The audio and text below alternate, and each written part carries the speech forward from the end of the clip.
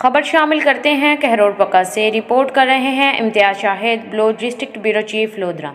Madam Kausar Faryal information secretary की press release के मुताबिक गुज़िश्ता रोज़ हुमा हकूक़ नस्वा फाउंडेशन पाकिस्तान का इजलास ज़ेर सदारत सरपरस्त आला राना रियाज हुसैन हदीरा की रहाइश गाह पर मुनक़द हुआ।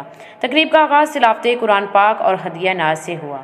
इजलास में तहसील सदर हुमा हकूक़ नस्वा फाउंडेशन कहरोड़ पक्का, तहसील सरपरस्त मैडम रशीदा ज़ाकिर, सीनियर नायब सदर madam Khalida Razzaq, secretary information madam Kausar Faryal और दीगर मेंबरान ने शिरकत की।